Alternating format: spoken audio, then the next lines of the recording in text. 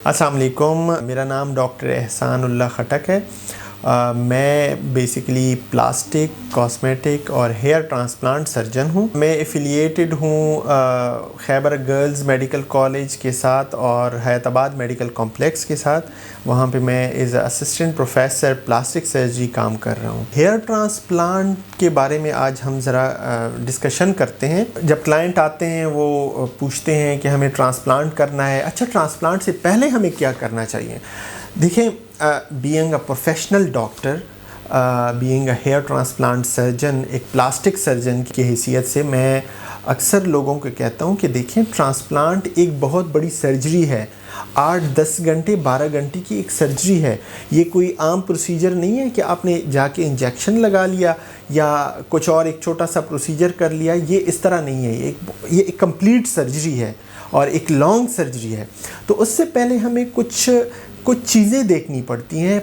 Patient का या client की हिस्ट्री लेनी पड़ती है कि आया क्लाइंट डायबिटिक तो नहीं है, शुगर तो नहीं है, कहीं ब्लड प्रेशर तो नहीं है, कोई और बीमारी तो नहीं है, कोई ड्रग सेंसिटिविटी यानी रिएक्शंस तो किसी ड्रग के लिए उनमें नहीं है। ये सारी चीज़ें हमें देखनी पड़ती है। अच्छा, फिर हमें कुछ टेस्ट करने पड़ते हैं कि आया वो टेस्ट करके हमें पता चलता है कि उनका HB कितना है, उनकी खून की मिकदार क्या है, उनका खून बहने का जो टाइम है वो हम नोट करते हैं, उसके लिए टेस्ट करते हैं, वो ज़रूरी होता है। अच्छा, एक इम्पॉर्टेंट बात जो मैं अक्सर अपने क्लाइंट्स को कहता हूँ कि देखिए, ये एक कॉस्मेटिक प्रोसीजर है, एस्थेटिक प्रोसीजर है।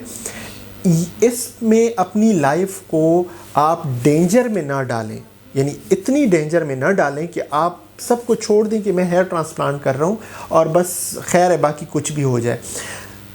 बहुत इम्पॉर्टेंट है कि आपका hepatitis B, hepatitis C, HIV के टेस्ट हो जाएं पहले, खुदा ना खास्ता अगर ऐसी कोई बीमारी है, ताकि वो दूसरे को ट्रांसफ़र ना हो। तो ये चीज़ें बहुत ज़रूरी हैं। अक्सर मैं अपने क्लाइंट को यही कहता हूँ कि देखो, अगर एस्थेटिक प्रोसीजर में आप अपने साथ हेपेटाइटिस बी या सी या HIV ले गए तो ये मेरे ख़्याल में आपकी ज़िंदगी को इफ़ेक्ट करेगा। वो एस्थेटिक इतना इफ़ेक्ट नहीं करता जितना ये चीज़ें आपकी लाइफ को इफ़ेक्ट करेंगी। तो ये सारे टेस्ट बहुत ज़रूरी हैं। फिर हिस्ट्री और एग्जामिनेशन, ये सारी चीज़ें बहुत ज़्यादा ज़रूरी हैं। इसमें कंसीडर करते हैं कि हमने हेयर ट्रांसप्लांट कर लिया है एक क्लाइंट का। अच्छा, हेयर ट्रांसप्लांट के बाद कुछ इंस्ट्रक्शंस होती हैं जो हम अपने क्लाइंट को देते हैं।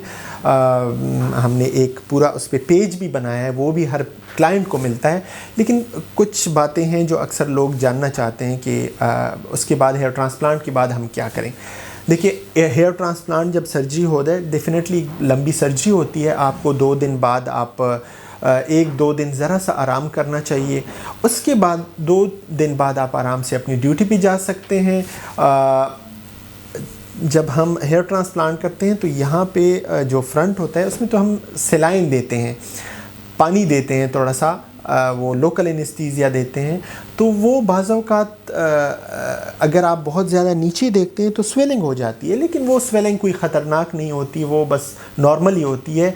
बेहतर ये होता है कि उससे बचा जाए। अगर खुदा न खास्ता हो भी जाए तो वो 1 हफ़्ते में वापस चली जाती है। आप अपनी नमाज़ पढ़ सकते हैं, कोई मसला नहीं है उसमें। हाँ, टचिंग और रबिंग से आपने 5-6 दिन उसको प्रिवेंट करना होता है, उसको बचाना होता है। उसके बाद फिर आप सब कुछ कर सकते हैं। एक्सरसाइज आप 5-6 डेज़ के बाद अपनी नॉर्मल एक्सरसाइज स्टार्ट कर लेते हैं। 10 डेज़ के बाद बिल्कुल आप नॉर्मल होते हैं, उसमें कोई मसला नहीं होता।